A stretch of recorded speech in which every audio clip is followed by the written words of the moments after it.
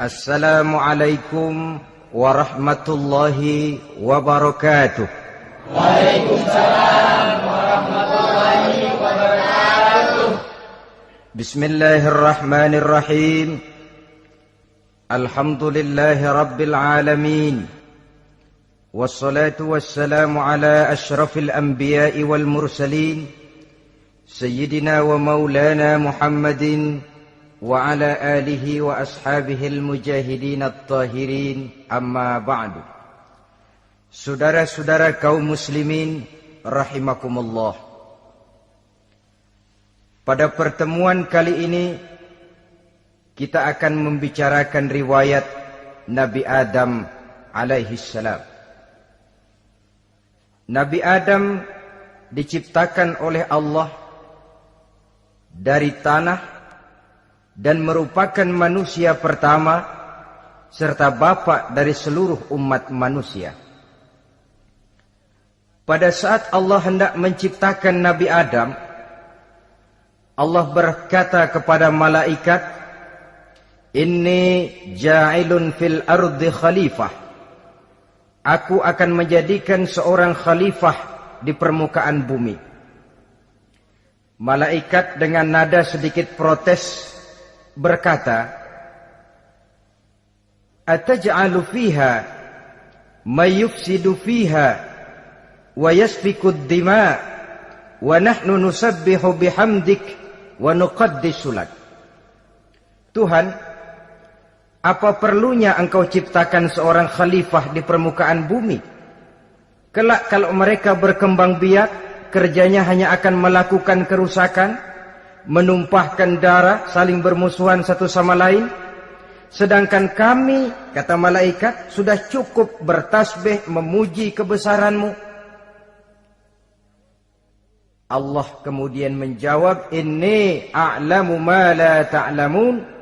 Aku lebih tahu tentang apa yang kalian semua tidak mengetahuinya. Setelah diciptakan Nabi Adam daripada tanah, ditiupkan roh, maka Allah kemudian mengajarkan kepada Nabi Adam berbagai macam ilmu pengetahuan.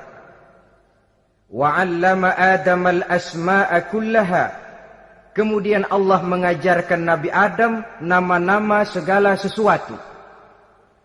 Nama merupakan simbol daripada ilmu pengetahuan. Nabi Adam akan dijadikan khalifah di permukaan bumi. Maka dibekali oleh Allah Subhanahu wa taala al-asma'a kullaha, nama-nama segala sesuatu. Yang dimaksud di sini ialah al-ulumal katsirah, ilmu pengetahuan yang banyak. Malaikat pada mulanya protes. Kami kan sudah cukup bertasbih Tuhan. Kami kan sudah cukup memujimu. Untuk apa lagi membuat manusia sebagai khalifah di permukaan bumi? Seolah-olah malaikat tidak setuju. Allah yang maha tahu rahasia segala sesuatu memberikan vonis, aku lebih tahu tentang apa yang kalian semua tidak tahu. Oleh karena Nabi Adam dipersiapkan untuk menjadi seorang khalifah di permukaan bumi, maka dibekali oleh Allah dengan ilmu pengetahuan. Begitu Nabi Adam dan begitu kita. Karena bukan cuma Nabi Adam, kita pun oleh Allah dijadikan sebagai khalifah-khalifah di permukaan bumi ini. Yang nilai kekhalifahan kita bergantung kepada kondisi kita masing-masing. Ada orang yang menjadi khalifah level internasional, menjadi pemimpin dunia Islam. Ada orang menjadi khalifah level nasional saja. Ada khalifah tingkat kota saja, ada khalifah tingkat kecamatan, ada khalifah tingkat RW, RT, sekurang-kurangnya khalifah untuk tingkat rumah tangga masing-masing. Nah, tanpa membekali diri dengan ilmu pengetahuan, jangan berharap kita akan bisa melaksanakan tugas sebagai khalifah di permukaan bumi ini. Apapun saja, Nabi mengajarkan man aradad dunya fa'alaihi bil ilmi wa man aradal akhirata fa'alaihi bil ilmi wa man aradahuma fa'alaihi bil ilmi. Siapa yang menginginkan dunia harus dengan ilmu. Yang menginginkan akhirat juga harus dengan ilmu. Yang menginginkan dunia akhirat juga harus dengan ilmunya. Tanpa dasar ilmu, maka manusia tidak akan bisa menjalankan tugas kekhalifahan. Setelah diajarkan Adam nama segala sesuatu, dikonfrontir, dihadapkan dengan malaikat. Hei malaikat, kalau tadi kamu bilang buat apa perlunya menciptakan khalifah? Nih bentuknya. Adam. Sekarang hei malaikat, coba kamu sebutkan nama segala sesuatu ini yang ada di sini ini. Malaikat berkata, Subhanaka la ilma lana illa ma 'allamtana. Ya Allah, kami tidak punya ilmu, kami tidak tahu semua itu kecuali apa yang telah Engkau ajarkan kepada kami. Kalau kamu tidak sanggup, Adam, sebutkan nama-nama semua itu. Adam menyebutkannya dengan lancar. Ketika itulah Allah memerintahkan malaikat untuk sujud kepada Nabi Adam alaihi salam. Sujud di sini bukan sujudul ibadah, sebab sujud ibadah kepada yang selain Allah haram. Tapi sujud di sini sujudut tawadhu' i'tirafan bifadli Adam. Sujud merendahkan diri sebagai pengakuan terhadap keutamaan dan kelebihan Nabi Adam. Maka orang yang banyak ilmunya lebih utama dari orang yang hanya banyak ibadahnya. Bahkan iblis lebih takut kepada orang alim yang sedang tidur daripada orang goblok yang lagi ibadah. Model ini diceritakan dalam Ihya-nya Imamul Ghazali.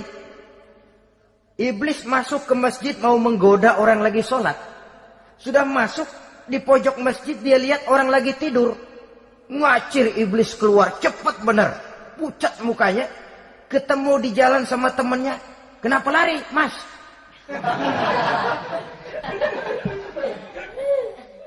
Kata temannya, saya mau goda orang sholat.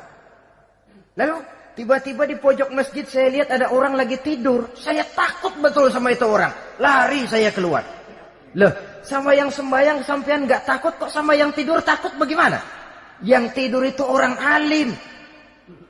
Yang lagi sembahyang itu orang goblok. Oh, godain orang goblok, saya colek juga dia lupa sembahyang. Tapi orang alim ini saya takut betul. Lah kalau diukur dengan malaikat waktu itu Nabi Adam, ibadahnya lebih banyak malaikat, jelas. Sudah bertasbih, sudah bertahmid malaikat.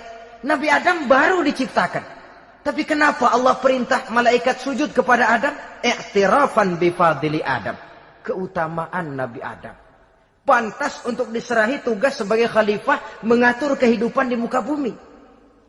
Kalau malaikat yang jadi khalifah di dunia ini, nggak rame dunia. Coba, malaikat, material, harta nggak perlu. Seksual nggak perlu. Dunia ini hambar. Justru dunia ini menjadi ramai setelah manusia diberikan fungsi sebagai malaikat, sebagai khalifah oleh Allah Subhanahu wa taala. Saudara-saudara kaum muslimin rahimakumullah, setelah nyata kelebihan Nabi Adam, maka Allah perintahkan Nabi Adam tinggal di surga dengan segala kenikmatan yang ada di dalamnya. Tapi lantaran sendirian, kesepian Nabi Adam ini.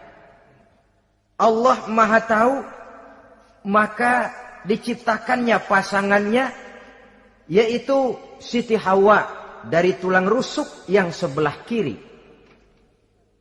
Sehingga Nabi pernah pesan begini, Istausu bin nisa fa innahunna khuliqna min dhil'in. Hati-hati kamu ngadepi perempuan. Yang tolong dengar nih yang laki-laki, yang perempuan belaga budak aja dulu lah. Hati-hati kamu ngadepi perempuan. Fa innahunna khuliqna min dhil'in, karena perempuan diciptakan dari tulang rusuk sebelah kiri. Apa watak tulang rusuk? Tulang rusuk itu kan bengkok. Perempuan tuh begitu. Didiemin aja, bengkok terus, dikerasin patah.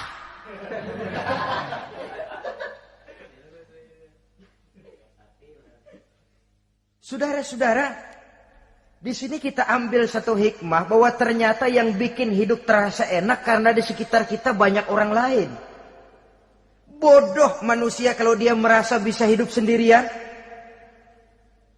Tinggal di tengah kampung tapi gayanya gaya orang tidak mau kenal dan tidak mau tahu sama tetangga. Jangankan di dunia, di sorga saja Nabi Adam karena sendiri, kesepian. Apa saudara mau tinggal di Jakarta? Apa saja di Jakarta, sudahlah milik saudara. Hotel Indonesia dikasih saudara, Hotel Borobudur punya saudara, Monas buntel bawa pulang. Semanggi ambil, tapi di Jakarta saudara tinggal sendirian. Kira-kira enak nggak? Ternyata yang bikin hidup terasa nikmat karena di sekitar kita banyak orang lain. Begitulah Allah ciptakan Siti Hawa. Setelah diciptakan Siti Hawa, natur manusiawi. Nabi Adam mau main pegang aja. Kata Allah, hai Adam, jangan kau sentuh sebelum kau bayar maharnya. Maharnya apa ya Allah? Maharnya antusalli ala Muhammadin sallallahu alaihi wasallam. Maharnya kau bersolawat kepada Nabi Muhammad. Manusianya belum lagi diciptakan tapi namanya sudah ada. Nurnya sudah ada. Bahkan dijadikan mas kawin antara Adam dengan Hawa. Karena itu dalam Islam sebenarnya urusan kawin itu bukan yang sulit. Maka jangan dipersulit. Tapi juga jangan digampang-gampangin.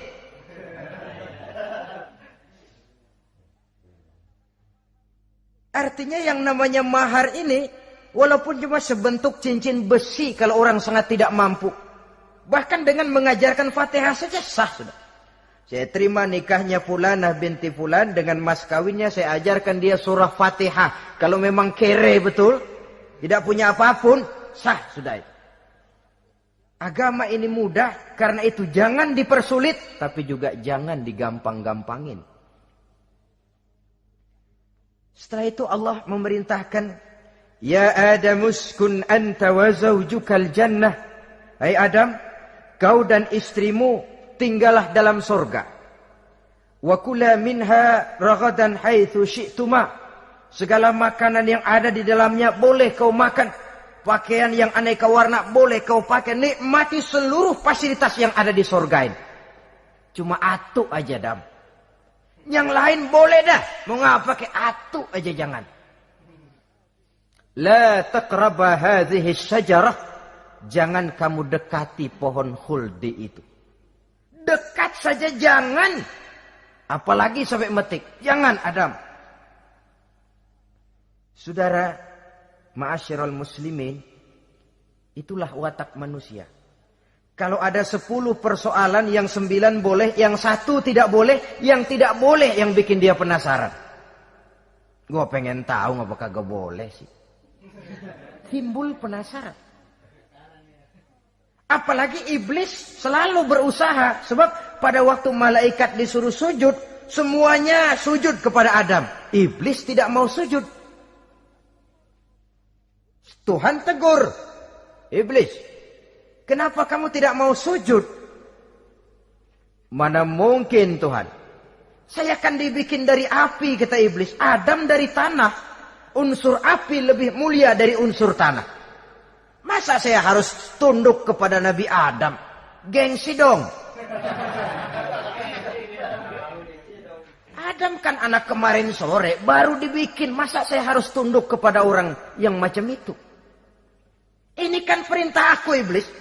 Kalau kau tidak mau tunduk, keluar dari sorga ini. Terusir iblis dari sorga karena kesombongannya tidak mau sujud kepada Adam. Nah, logika, kalau udah di sorga aja sombong diusir, apalagi yang masih tinggal di pinggir kali sombong.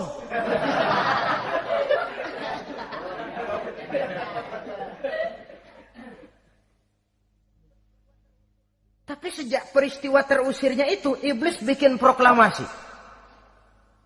Apa proklamasi iblis? Rabbi fanzirni ila yaumi yub'asun. Ya Allah, gara-gara Adam saya diusir dari surga.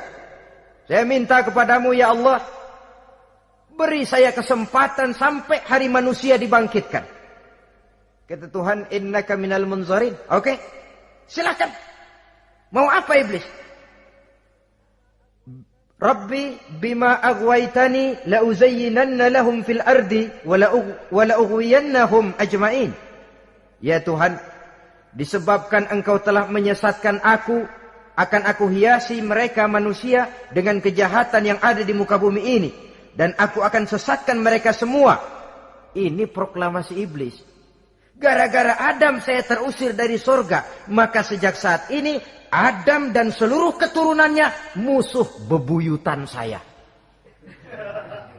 Akan saya lakukan segala macam cara untuk menggelincirkan manusia agar mereka menjadi orang yang engkau murkai ya Allah. Kemudian Allah memberikan jawaban. Dialog ini saudara bisa lihat dalam surah Al-Hijr ayat 40, 41 sampai 44. Kata Allah apa? Inna ibadi laisa laka alaihim sultanun illa man ittaba'aka minal ghawin. Silahkan iblis. Yang lain barangkali bisa kau goda. Kecuali hamba-hambaku yang benar-benar hambaku, engkau tidak akan punya daya tipu mereka. Engkau tidak akan punya kemampuan menggelincirkan mereka. Kecuali kalau memang mereka sudah mau ikut pengaruhmu. Sepanjang mereka benar-benar menjadi hambaku, kata Allah. Hamba Allah yang sebenarnya, mereka di luar kekuasaanmu iblis. Tapi kalau mereka sudah turun menjadi hamba harta, hamba dunia, hamba pangkat, budak jabatan, mereka itu yang bisa kau gelincirkan. Selama mereka masih tetap sebagai hambaku, kata Allah, mereka di luar jangkauan kekuatan dan kekuasaanmu iblis. Nah, sejak saat itu kan iblis selalu nyari jalan, nyari lantaran bagaimana Adam nih supaya dia tergelincir. Gara-gara dia saya diusir dari surga. Nguping terus iblis. Sampai akhirnya dia dapat berita tentang dilarangnya Nabi Adam mendekati pohon khuldi itu. Satu hari dengan muka sedih. Ya, iblis itu the best actor. Aktor ulung dia. Dengan roman muka sedih. Dia datang kepada Nabi Adam dan Siti Hawa. Kata Nabi Adam, iblis, ente kok tampangnya demek amat sih?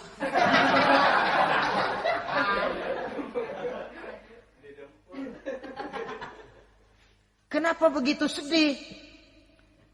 Adam, saya sebenarnya tidak ada yang bikin saya sedih. Cuma saya dapat berita bahwa engkau tidak akan selamanya di dalam surga ini. Wah Adam, kalau engkau bisa tetap tinggal di surga bersama istrimu, alangkah bahagianya saya, kata iblis. Tapi saya dapat kabar, ente nggak bakalan lama-lama di surga. Buktinya ente dilarang makan buah khuldi.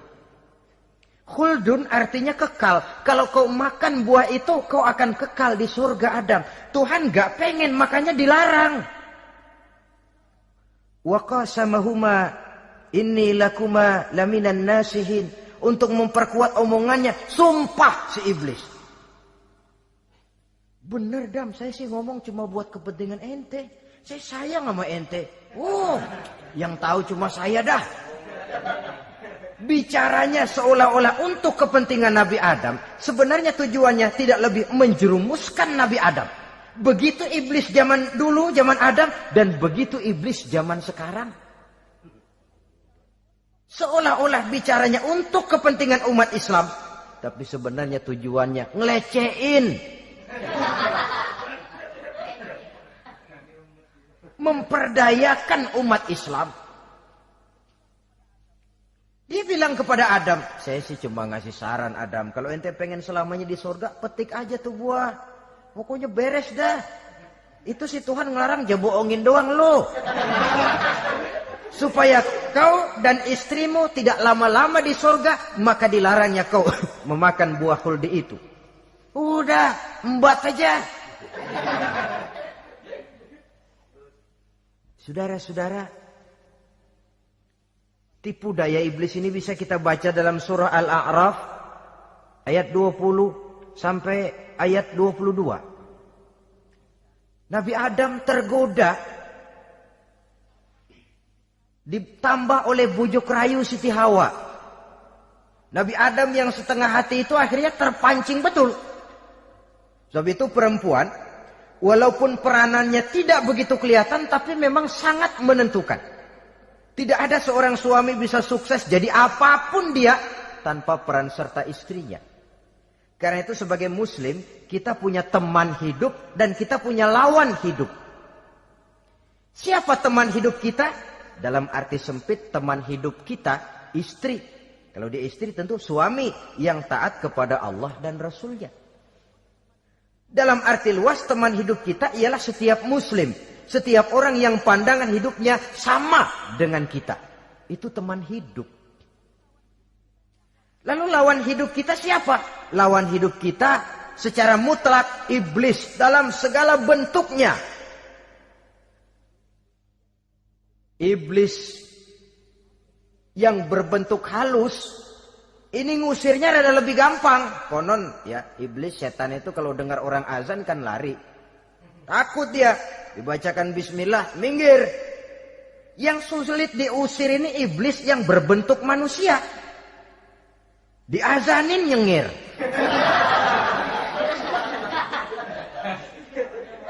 Gawat ini. Saudara-saudara, ini musuh dalam artian mutlak. Sedangkan musuh dalam artian ideologis, setiap orang yang pandangan hidupnya tidak sama dengan kita.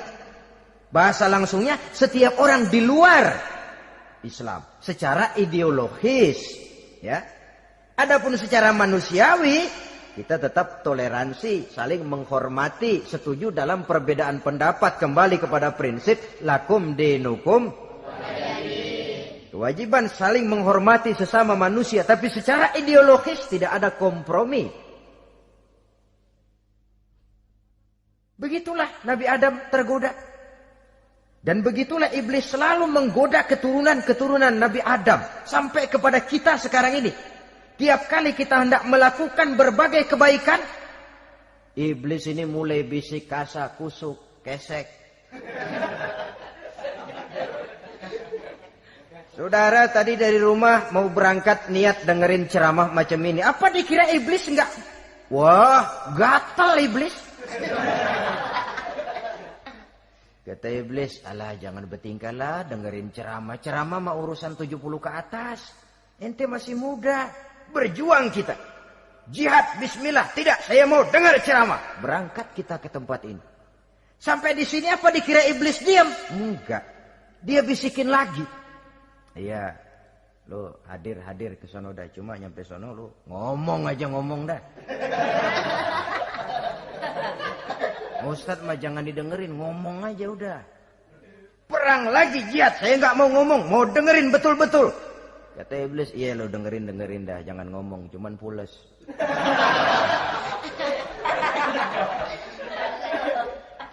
Segala macam cara dilakukan oleh iblis untuk menggelincirkan manusia.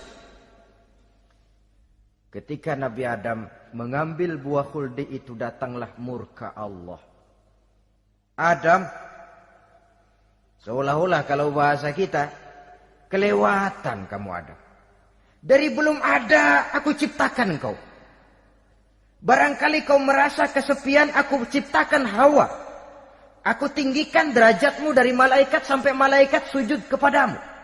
Aku perintahkan kau tinggal di sorga dengan seluruh fasilitas yang ada di dalamnya. Cuma satu yang aku minta, jangan dekati pohon khuldi, engkau tidak sanggup Adam. Keluar dari sorga ini. Terusir Nabi Adam dan Siti Hawa dari sorga. Turun ke dunia ini. Turun terpisah lagi. Ya Allah. Orang itu kalau biasa susah, ketemu susah sih emang lalap namanya. Makanannya. Tapi biasa seneng ketemu susah. Ini yang kalau tidak kuat mental. Tengoklah zaman sekarang kan nih. Kalau tuan-tuan rajin baca pos kota. Kayaknya nyawa murah bener. Pasal duit 100, nyawa hilang. Pasal diputusin pacar, begon ditenggak. Gantung diri pakai tali plastik. Murah betul kelihatannya jiwa itu. Sehingga pantas kalau Nabi pernah katakan irhamu salasatan minan nas, sayangilah 3 macam manusia. Pertama, azizan zalla, orang mulia yang jatuh hina. Pejabat tinggi kalau pensiun kesian bener. Ya Allah. Udah nggak ada yang ngasih hormat, tanda tangan nggak laku. Azizan zalla, orang mulia yang jatuh hina. Yang kedua, ghaniyan qad iftaqara, orang kaya jatuh miskin. Dari hidup serba ada jatuh melarat. Yang ketiga, faqihan yal'abu bihil juhal, ahli fikih ngerti hukum tapi dipermainkan oleh orang-orang bodoh yang kebetulan punya kekuasaan. Kalau keluar fatwa sesuai dengan pesan sponsor, yang halal bisa jadi haram, yang haram dibikin remeng-remeng. Ahli fikih dipermainkan oleh orang bodoh. Kasihan betul. Terpisah Adam dengan Hawa ini. Adapun Nabi Adam turun menyesal dengan seluruh kesalahannya. Sujud, taubat, menangis. Menurut riwayat 300 tahun beliau sujud. Seraya membaca Rabbana zalamna anfusana wa illam taghfir lana wa tarhamna lanakunanna minal khasirin. Ini doanya Nabi Adam. Ya Allah, kami telah zalim kepada diri kami sendiri. Andai kata engkau tidak kasihan, tidak memberikan ampun kepada dosa yang kami lakukan, sungguh kami termasuk ke dalam golongan orang-orang yang rugi. Ini yang dibaca Nabi Adam dalam taubatnya. Di akhir taubatnya, Nabi Adam munajat kepada Allah. Ya Allah, dengan kebesaran Muhammad, ampunilah dosa saya. Allah tegur, kaifa araftahu ya Adam walam akhluqhu. Dari mana kau bisa tahu nama Muhammad Adam, padahal aku ciptakan saja belum manusianya. Kata Nabi Adam, pertama, ketika engkau ciptakan saya, engkau tiupkan ruh ke dalam jasad saya, terbuka mata saya memandang ke bawah arasmu. Di sana nampak dengan jelas tertulis di kaki arasmu, La ilaha illallah Muhammadur Rasulullah. Taulah saya bahwa Muhammad ini orang yang paling dekat dengan engkau ya Allah. Sampai namanya bergandengan dengan namamu di kaki arasmu. Yang kedua, ketika saya hendak menyentuh Hawa, kau juga yang mengatakan jangan kau bayar maharnya sebelum kau bersolawat kepada beliau. Saudara hadirin yang saya hormati, Nabi Adam diterima taubatnya oleh Allah. Kemudian dipertemukan kembali dengan Siti Hawa setelah sekian lama berpisah. Pertemuan itu terjadi di satu dataran luas, di satu padang yang luas, yang sampai sekarang dinamakan dengan Padang Arafat. Tempat para ibadah haji melakukan wukuf, yaitu puncak pelaksanaan ibadah haji. Dan pertemuan itu sendiri terjadi di atas sebuah bukit kecil yang diabadikan dengan nama Jabal Rahmah di kawasan Arafat itu. Di atas Jabal Rahmah itu ada satu monumen kecil untuk mengabadikan pertemuan Nabi Adam dengan Siti Hawa. Lalu tinggallah keduanya di permukaan bumi ini. Oleh Allah diberikan karunia keturunan yang banyak. Dan tiap kali lahir kembar. Kembarnya laki perempuan, laki perempuan, laki perempuan. Dari sinilah berkembang biak manusia. Di mana di zaman Nabi Adam perkawinannya silang. Karena tentu tidak ada manusia lain. Perkawinan silang itu artinya, kalau si A dan B, A ini laki, B perempuan, kemudian lahir kembar kedua antara C dengan D, maka begitulah yang A dikawinkan dengan D, yang C dikawinkan dengan B. Perkawinan silang. Tidak boleh perkawinan yang kembar sama di waktu dilahirkan. Nah, di antara putra-putra Nabi Adam yang kemudian juga membuat sejarah, yaitu Habil dan Qabil. Habil, saudara kembarnya namanya Labuda, perempuan. Qabil, saudara perempuannya Iklimah. Menurut hukum perkawinan waktu itu harus silang.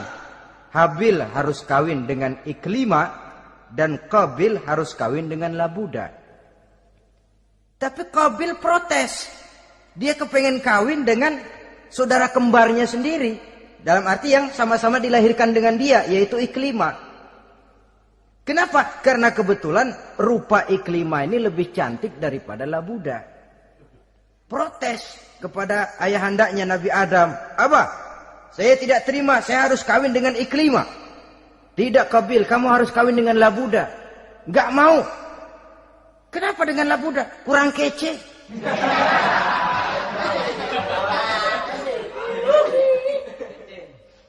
Bertengkar, Nabi Adam tidak berhasil menyelesaikan.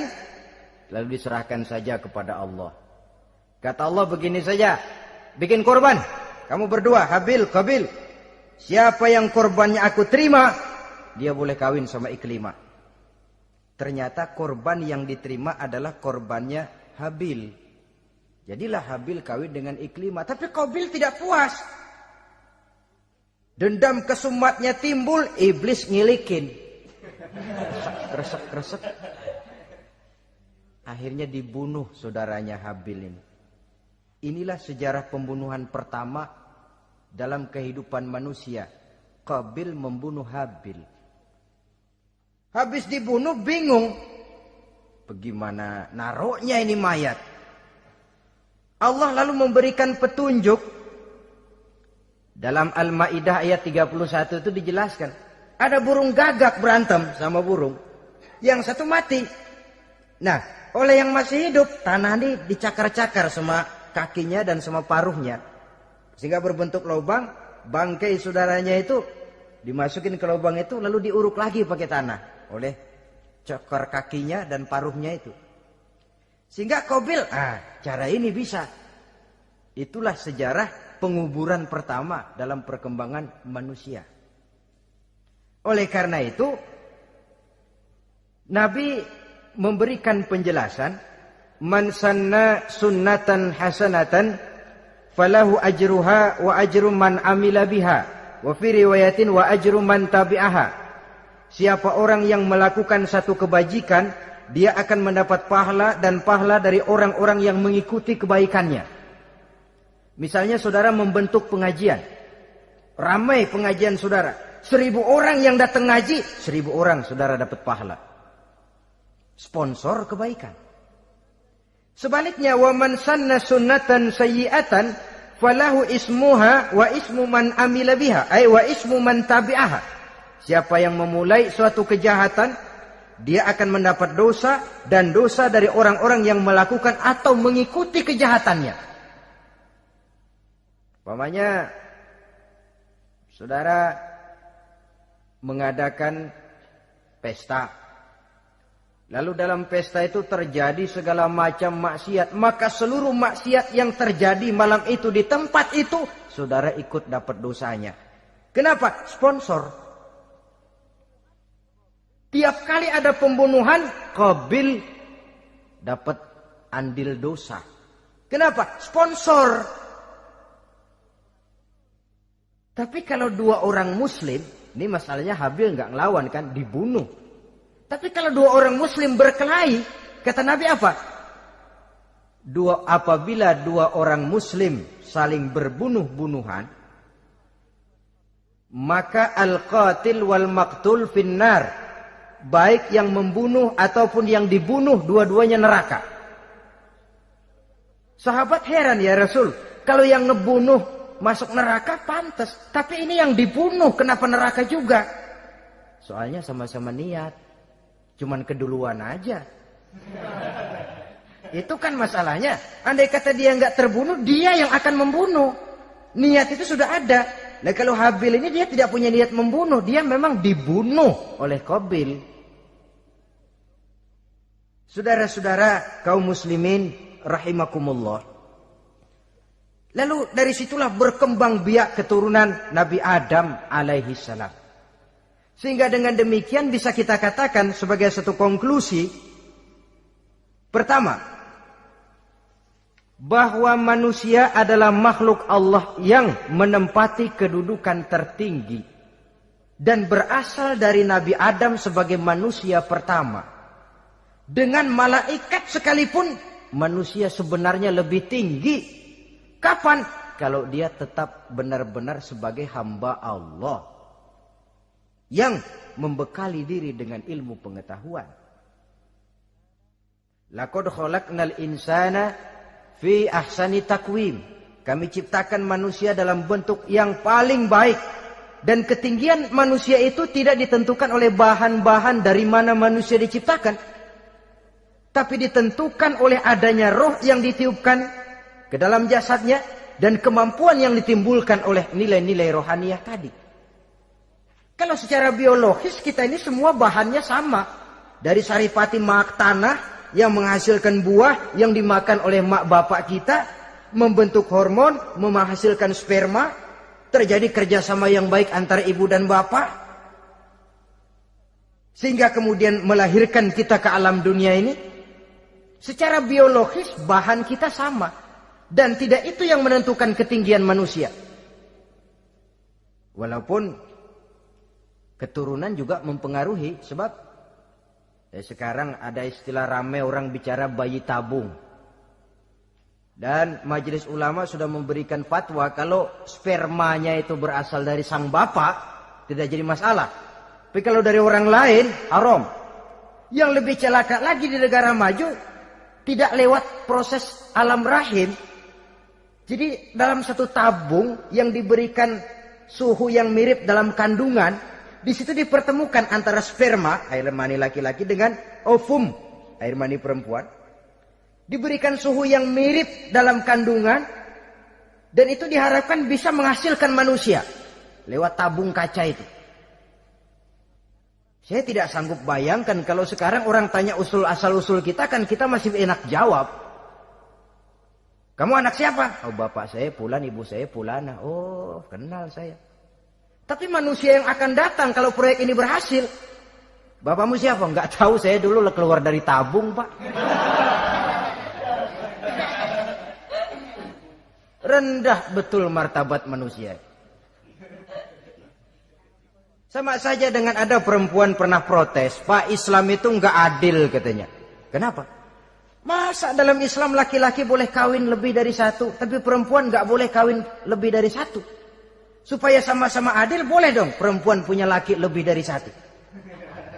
Saya bilang, justru disitulah Islam itu hendak menjaga martabat manusia.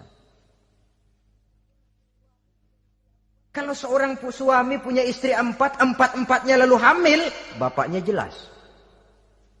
Tapi kalau perempuan satu punya suami 4, lalu hamil, bapaknya yang mana ya?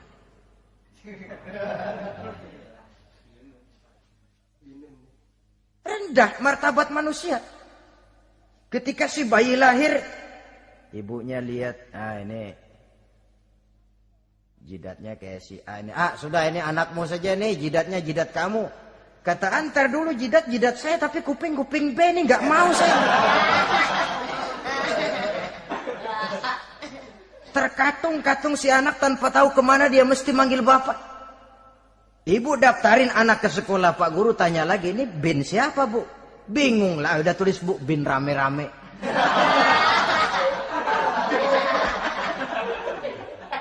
Kan rusak martabat manusia kalau sudah begitu. Justru Islam ini menjaga ketinggian martabat manusia. Jadi manusia itu fi ahsani takwim. Kapan? Kalau dia bisa menjaga kehambaannya di hadapan Allah dengan melaksanakan fungsi sebagai khalifah di permukaan bumi. Tapi bila dia sudah tidak lagi menjadi hamba Allah, tidak lagi berfungsi sebagai khalifah, dia sudah masuk summa radadnahu asfala safilin. Kami kembalikan ke tempat yang paling rendah, lebih rendah dari binatang sekalipun. Kalau dia tetap menjaga posisinya lebih tinggi dari malaikat. Malaikat saja sujud kepada Nabi Adam. Apalagi kepada makhluk-makhluk yang lain manusia ini. Tapi kalau dia tidak pandai, lebih rendah daripada binatang. Inilah uniknya makhluk bernama manusia. Dengan posisinya dia bisa menjadi lebih tinggi dari malaikat. Tapi juga dia bisa meluncur lebih rendah daripada binatang. Untuk menjaga itulah diperlukan agama dalam kehidupan kita sekarang ini. Bukan cuma sebagai lipstick, tapi sebagai pedoman, sebagai way of life. Yang akan mewarnai cara kita berpikir, state of mind, rule of thinking. Cara kita memandang kehidupan ini. Diwarnai oleh nilai-nilai agama. Dengan demikian, maka manusia bukan keturunan kera. So ada satu teori namanya teori evolusi yang disampaikan buat pertama kali oleh Charles Darwin.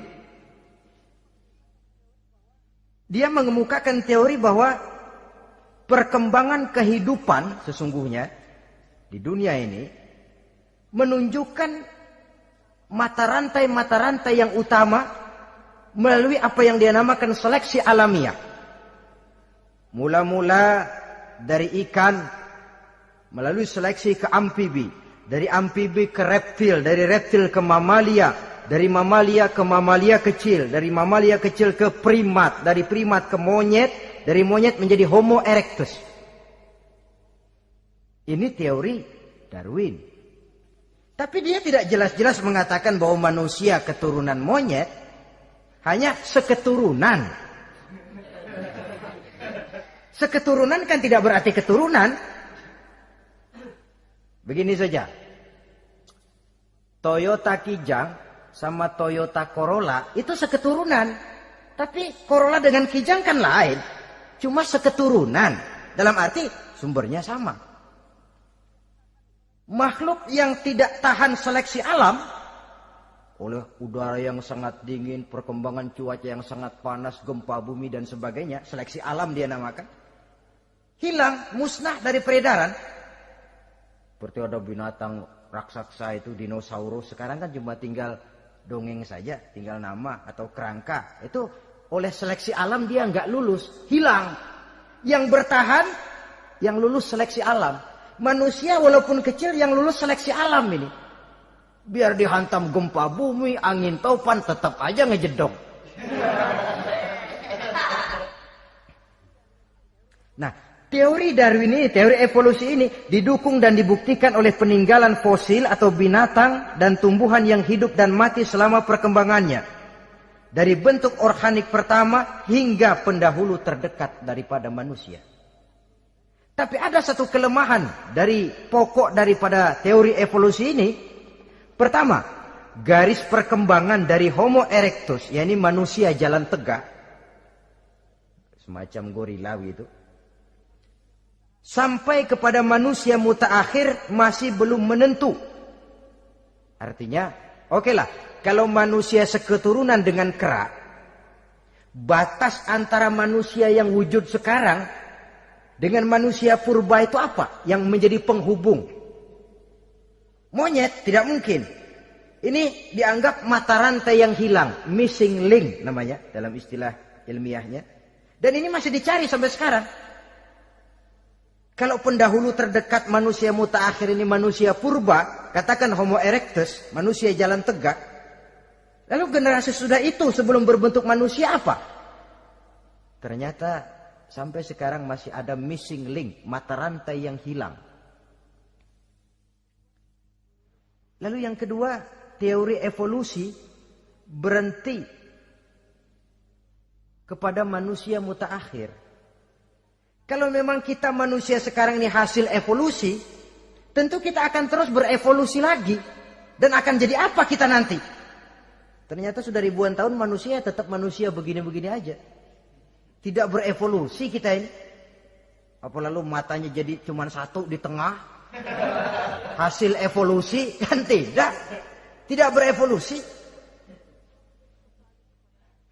Jadi kembali kepada Quran, manusia pertama adalah Nabi Adam. Dan manusia-manusia berikutnya keturunan daripada Nabi Adam. Dan bukan hasil evolusi daripada monyet. Juga tidak akan berevolusi kemana-mana. Kalau demikian benarkah teori evolusi? Untuk mengatakan mutlak benar, bukan wewenang kita. Untuk mengatakan salah total, juga kebenaran ilmu adalah relatif sebagai relatifnya daya pikir manusia. Di samping dia harus membuktikan kebenarannya, maka kebenaran ilmiah adalah kebenaran yang relatif dan temporer. Contoh kecil saja.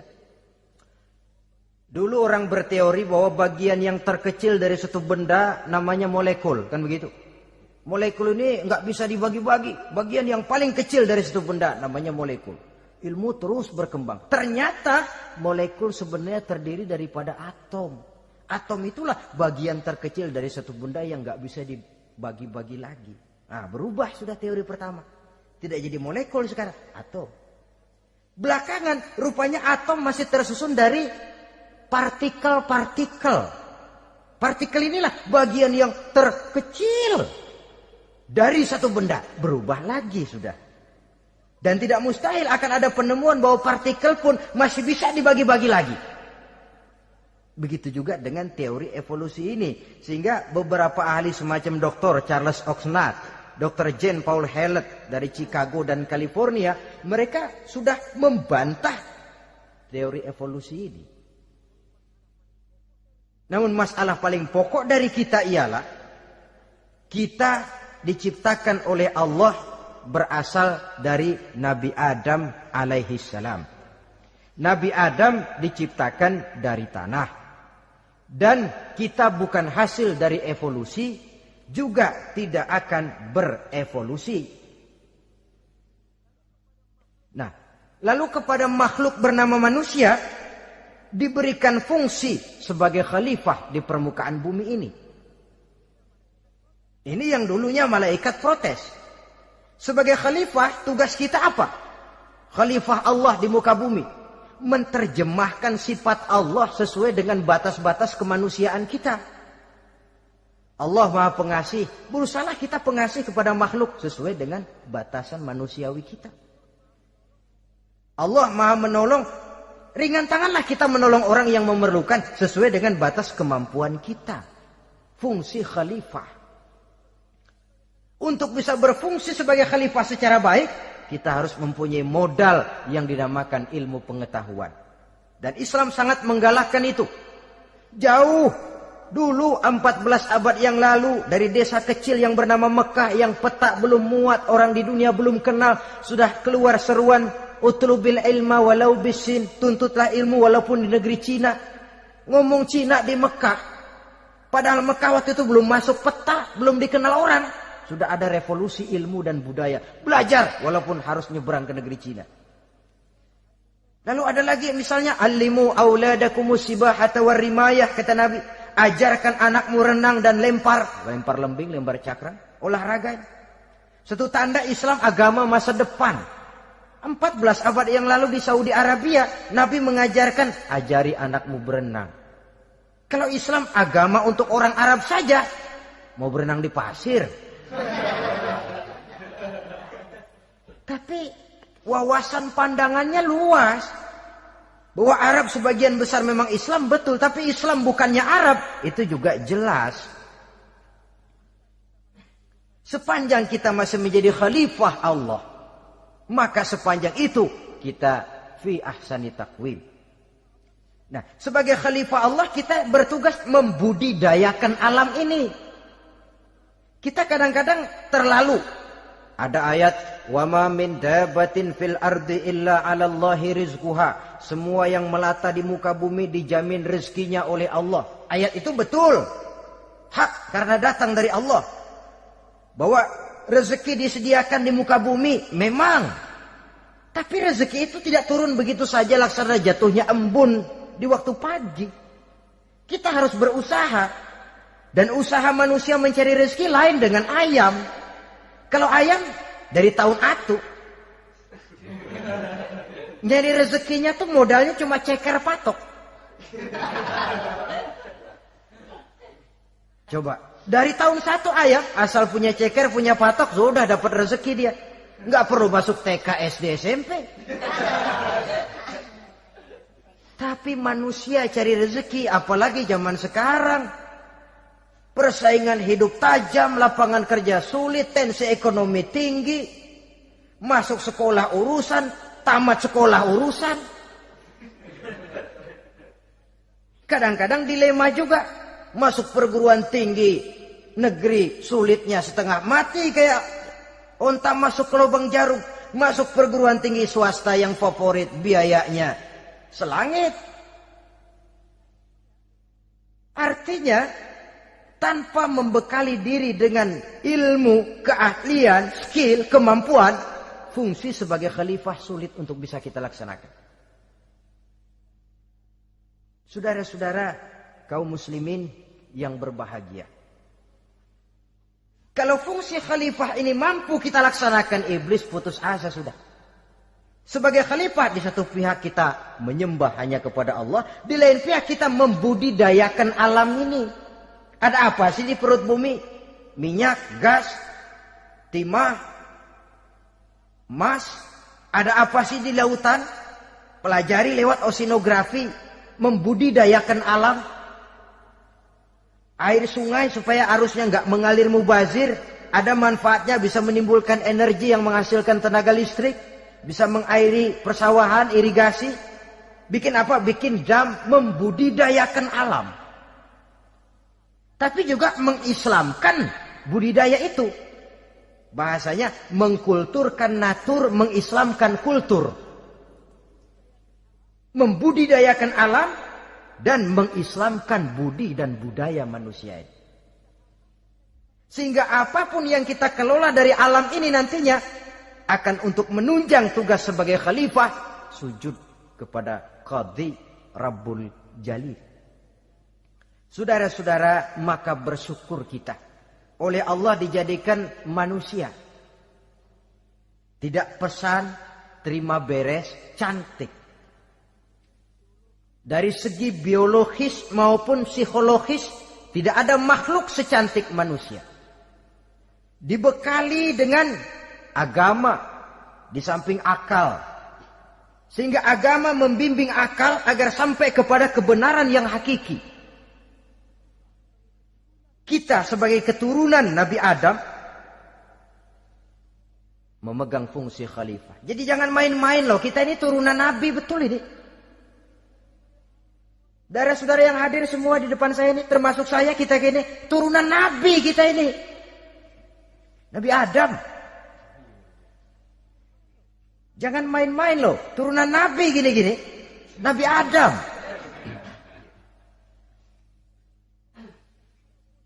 Sayang kalau posisi yang tinggi kita tidak melaksanakan fungsi yang tinggi. Sayang betul. Sebab itu manusia harus adil kepada dirinya. Dalam arti menjaga diri dari sesuatu yang bisa menghancurkan ketinggiannya dalam pandangan Allah. Jadi kalau kita sudah lemparkan diri ke meja judi, hanyutkan diri ke tempat mabuk, hancurkan diri di tempat maksiat, itu sudah tidak adil kepada diri sendiri. Tidak bisa menjaga ketinggian yang diberikan Allah kepada kita. Dikasih baju bersih, dicemplungin di comberan, diinjek-injek lagi. Kita ini diciptakan fi ahsani taqwim. Masa mau turun berbuat seperti binatang, itu makhluk rendah? Masa mau mengikuti tipu dayanya iblis, yang dia sudah proklamasikan bahwa itu musuh bebuyutan kita? Innahu lakum aduwwum mubin. Setan musuhmu yang jelas dalam segala bentuknya. Saudara-saudara, nah, untuk berfungsi sebagai khalifah ini sekali lagi, bekali diri dengan ilmu pengetahuan. Dan ilmu itu di zaman kita sekarang tentu kalau Nabi Adam diajari langsung oleh Allah, wa 'allama Adam al-asma'a kullaha. Lah kalau kita mau nunggu Tuhan ngajarin, geblek terus. Ya tidak mustahil Allah memberikan ilmu yang disebut ilmu laduni ya. Transfer. Langsung Allah memberikan kepada seorang hamba, membukakan pintu hatinya. Tapi bukan potongan kayak kita yang dapat ilmu laduni macam begitu. Satu contoh, menurut ceritanya, Hadratus Syekh Kiai Hasyim Asy'ari itu kan ngaji beliau kepada Kiai Khalil Bangkalan, Madura. Kiai Khalil ini wali. 2 tahun berguru di sana, nggak diajarin apa-apa. Cuma kalau pagi nyari rumput. Tiap hari 2 tahun akhirnya Hadratus Syekh bilang, Kiai, saya kapan diajarin? Sudah Hasyim, kau pulang saja. Insya Allah kau alim. Itu aja pulang jadi orang alim. Ya di samping terus beliau belajar ke Mekah. Kita harus melalui proses belajar. Ini untuk menunjang tugas kekhalifahan kita. Sebagai hamba Allah dan sebagai khalifah Allah di permukaan bumi. Sehingga 2 tugas ini bisa kita laksanakan dengan sebaik-baiknya. Menjaga martabat manusia sebagai makhluk yang mulia dan keturunan dari Nabi Adam alaihissalam. Saudara-saudara, ini sajalah pembicaraan kita kali ini. Terima kasih banyak atas segala perhatian. Mohon maaf atas segala kekurangan. Usikum wa nafsi bitaqwallah. Aqulu qauli hadza. Wassalamualaikum warahmatullahi wabarakatuh.